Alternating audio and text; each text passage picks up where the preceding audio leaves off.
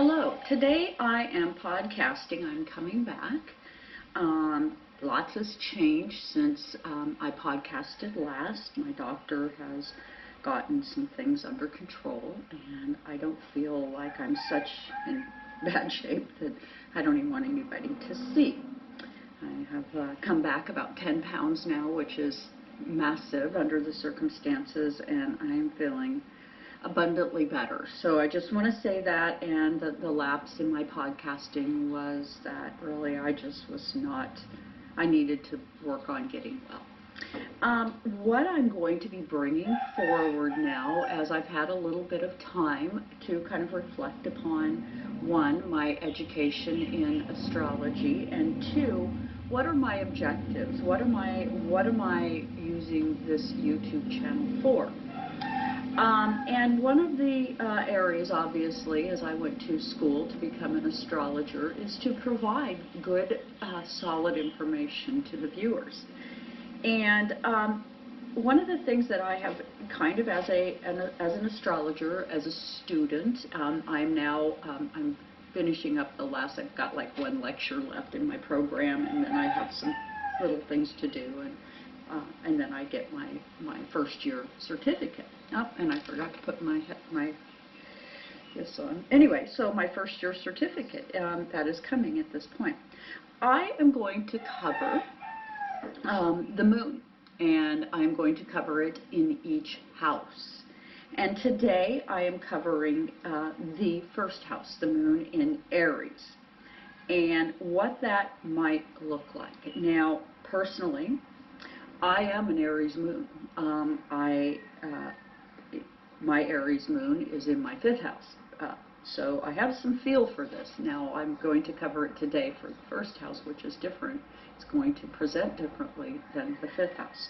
So what kind of things are we going to talk about? Well, the moon represents in ways, the moon in Cancer would be how we think of the moon. It represents the mother, the caretaker, home life. Now, it doesn't mean that it is feminine in its own right. I was raised by my dad, so that needs to be kept into consideration. I wasn't raised by my mom, and generally, whoever you were raised by will be represented by your moon placement, okay? And the moon is your memory, it's your nurturing, it's your receptive. Okay, so the 1st house, what is going to be the issue here? Well, it is going to be freedom versus closeness. You know, we all want to feel heard. We all want to have that sensitive, loving soul in our lives that understands us. And in the Aries house, you're really in a fight for freedom. You want to distinguish yourself. The moon in Aries, it's a fiery energy. It is a cardinal energy. And basically, those who have that Aries energy, they're natural leaders, right? They're first. They're willing to try things. They're adventuresome even. They're exciting. They're impulsive. And I can speak for myself on this, when something happens, I as an Aries moon, and I think this is universal for all Aries moons, we can take things from a couple of different angles. One, I can be very like, gosh, you know, bring me something. I don't suffer stupidity easily. That's one of my reactions in my Aries moon, where I know it all, and don't really bring me your stupid stuff, because really I can see right through you. And that is like one of our downsides. Our upsides being that when something happens, when there is this energy where a conflict has taken place, we are the first to forgive and forget about it, to just move on. So, you know, an Aries moon has its good, and it has its not so good. We spend a very short amount of time when angry, but we're impatient. Okay, we tend to have a sharp impatience about us. The first house, one of the things that I want to kind of discuss real quickly, what kind of medical, because when you're talking about the moon, and as I have all this medical problem right now, there is no doubt that my medical is related to my fifth house and some of the things that took place in my life over time. You cannot separate how you feel in life with your medical. But some of the things that you would have in your house of Aries that would be things of medical nature is it is going to affect your head, your face, your facial bones, your brain, blood vessels, adrenals, stress hormones, your ears, eyes, and nose. People of the Aries nature might be kind of headachy. They might get hay fever more often than not. They might have congestion, blood pressure issues. Because they're so adventuresome, you might notice a few more scars on their face and their head, and in their they have fevers more frequently. They can get dizzy. They get nerve pain, acne, okay? Their childlike approach to living leads them to be accident prone. They tend to like energy drinks, caffeine, okay? They like feeling like on the go, okay? And it's a yang energy. So you have yin energy in life and you have yang energy. In the house of Aries, it is a cardinal planet, yang in nature, and fire, okay? And a cardinal indicates that it'll shoot, you know, a cardinal planet, it shoots a flame, but it's not a flame that just goes anywhere. It's a flame that's directed and has purpose, okay? So, you know, a very controlled type of direction. But what makes the house of Aries additionally interesting is a couple of points. It's on the ascendant, meaning that it's a huge part of the 4 points on the chart. It is cardinal seasonally. You know, it points to, in this case, spring, when things begin anew. And any time you have anything in that area, that is going to be of high emphasis, any of the 4 points or the seasonal points on the chart. And in Aries, of course, you know, you're going to see that's just a lot of energy. You're a born leader, obviously. You're going to be a mover and a shaker in that regard. But your moon is kind of it's not well placed in the first house. Why might that be? Well, when you think of Aries, it is ruled by Mars. Mars being a planet of survival, of a warrior, of an energy of somewhat aggressive. And you're born, and it takes, when you're born, from the ages of 0 to 2, you're a bundle of needs. You cry, someone meets your needs. You're hungry, someone feeds you. You're tired, someone helps you go to sleep. At all times, in that sense, your survival, in theory, is being deeply attended to. Well, when you have Moon in Aries, you're going to have perhaps a mom that feels rushed, a mom that feels like she doesn't have the time to put into you. So many of us, one of the big things that really has drove me to do astrology is understanding some issues about myself. And of course, as I said, I have Moon in Aries, and my story all by itself is interesting, and as it illustrates some of the pitfalls of a Moon in Aries, as I happen to have it occur I had an incident at the age of 14, which, in an age progressed model, it was abundantly clear what happened and why it happened. So I'm not going to go into that at this time. That would, in fact, be a different podcast. But what I am going to say about that is that this being probably the most significant reason that I think astrology is important is that it helps us to unfold details in our lives that perhaps need additional understanding, and maybe we need additional support in certain areas of our lives. And I know for myself, having been raised by my father, not my mother. My mother raised us for the first 9 years. My dad then had to take over as my mom ran away. So, one of the interesting details is that I find myself running into a lot of Aries Moon people, and I intend to bring my fellow podcaster Pearl in at some point. We're going to discuss. She is also an Aries Moon, but she's an Aries Moon from a water perspective. I'm an Aries Moon from a fire perspective. And, we have the 4 points, we have the elements, and all of that is a part of it. But some things throughout the Aries Moon are going to remain the same. And that is that we are people that we don't suffer foolishness easily. We tend to be rather, kind of sharp-tongued, sharp-minded. We don't tend to think about the details as carefully as we could. Each moon position has its own bit of energy that goes with it. So what I am going to do, as I am just going to do brief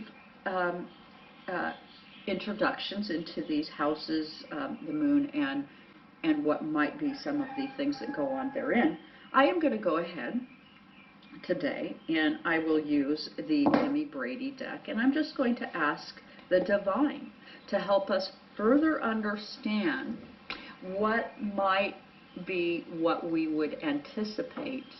And I'm going to put the camera down for that, but first I will use my crystal ball and knock them free of any past information, okay? And we'll shuffle 3 times, and we'll just simply ask the cards to help us to expand upon the house in Aries spirit, to help us understand the moon in Aries, and the house in the first house, and that goes therein. Tell us what we need to know. And although I am very formally trained in astrology, I love my divination stuff. I kind of just don't want to let it go, regardless of how, perhaps it's repetitive. I find that spirit is creative and clever and can provide a message in ways that are beautiful and interesting, and I wish to know. Okay, so we are just simply asking, tell us more. What is it that we need to know? Further, in Moon and Aries, first house, what kind of things? And I am going to put the camera down so you can see me select. And there we go. Let's see, how is that? Oh yeah, that'll work. Okay, so I'm going to go ahead and I'm going to select 5 cards, and I will cut, and the 6th card will come out of the cut. 2, that's 3, 4, and 5. And I am using the Emmy Brady Tarot. Today, she just used her on my daily on Facebook. So 1, 2, and 3. And this being the foundation, fulfillment. Okay. And yeah, that's a 9. A 9 of horns.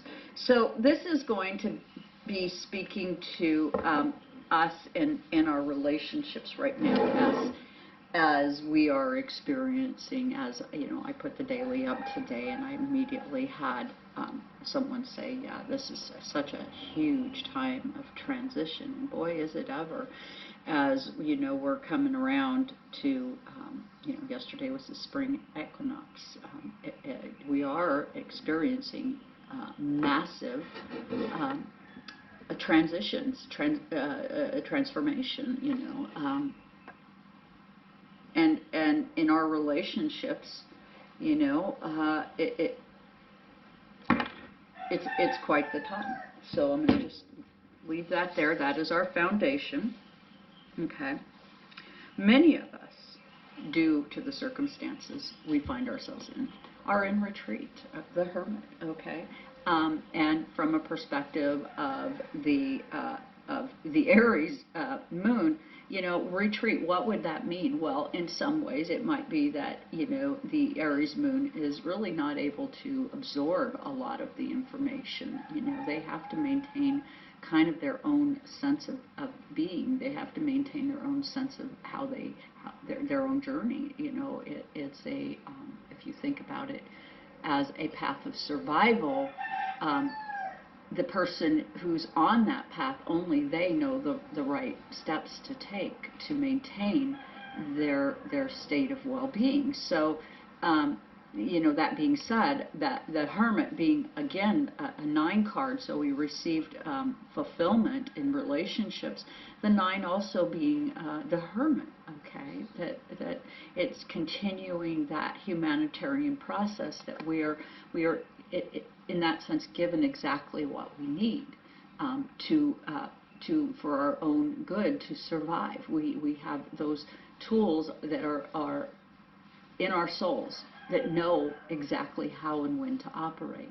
That you have an agreement that is written pre this life, that light that shines before you and guides you forward. Okay.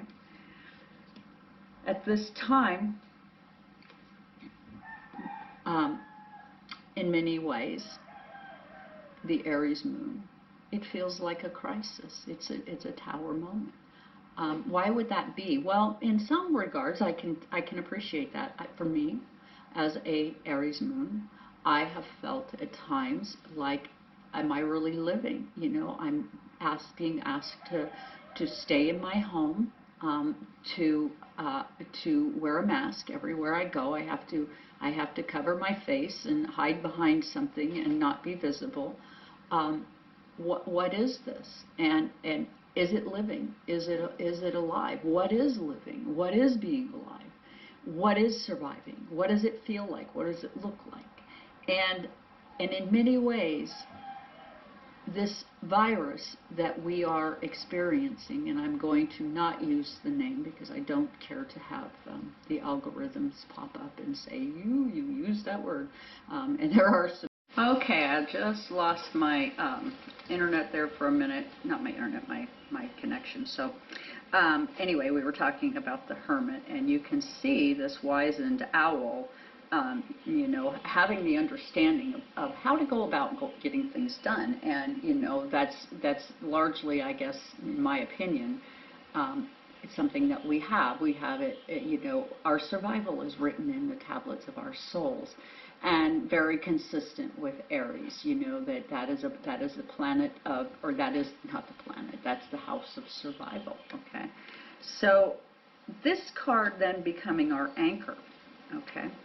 Judgment. I believe that is going to be speaking to the duality of life itself, that when you are an Aries moon, you're somebody that in the house of Aries, in that very simple way, you're going to be very aggressive in your own right. You're going to have ideas. You're going to very quickly move upon your ideas, and the world at large is going to stand in judgment of you. Why is that? Well, there's this Mars theme. You've got Mars, and then if you're in the house of Aries, it's almost a double Mars thing, the Mars and Moon. It's a connection, a contact between the two planets, to feel heard or to be in a fight for your freedom. It's a conflict. And as I said, the moon in the first house is one of those placements where, it is a restless one for sure, okay? And it does cause, I would say, some generalized anxiety, some nervousness, I think that, you know, when you see an Aries person, you're seeing somebody that can be kind of antisocial in that sense, in that they don't see their part. They see their right to survive as where they're at. So again, that first house, we're talking first house, okay? But in that sense, you know, it's operating right on the line. They operate in some strength, and we follow that because, well, that new energy, that spark of life, it naturally leads, and we are willing to follow. And if you think about spring being a time that opens up the garden, right, and new things sprout, and how we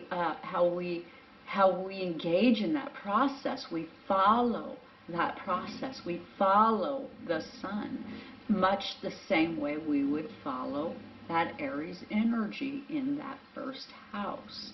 And with that, we operate in strength.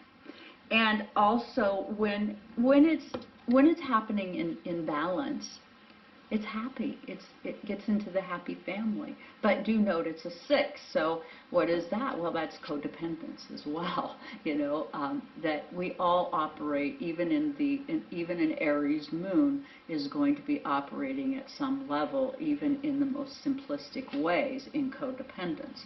And right now, I could just tell you an interesting fact is that currently, both President Obama President, oh gosh, I don't know why his name is eluding me, Biden, okay, is Aries moon, as is Kamala Harris. And, you know, what do we have? We have this kind of this new energy coming in during a Tower time, right, to bring about change, something new, some kind of a new form of leadership, which is interesting, right? And, you know, and of course our previous person who was in office is right now in retreat, and perhaps in judgment, okay? And so, you know, an Aries moon, these are just some interesting facts that we have currently a president and a vice president that have Aries moons and that have quite a good deal of Aries energy. So, and as we are watching, as we're witnessing them come in and run the country. Now, this channel, as I've said before, I'm going to put the camera back up. It's not going to be a political channel. As I gave that a little bit of a spin, and honestly, I felt kind of dirty afterwards, going through people's charts and providing information about them. And there's plenty of people who do it, and I do so successfully, and it's just not for me at this time with my situation as it is. But at any rate, today we just did a brief view of Moon in Aries and the first house Aries. And with that, I thank you very much for joining me here today, and I would ask that you join myself and my lovely co-reader, Pearl Rowland, over on www.twiggy.com, where we provide a full range of readings, and I provide astrology, I provide reporting, numerology, and tarot readings. So if you find yourself needing to do some shadow work and want a way forward, please do get in contact with us. We'd love to be of assistance to you. And I thank you very much for joining me here today.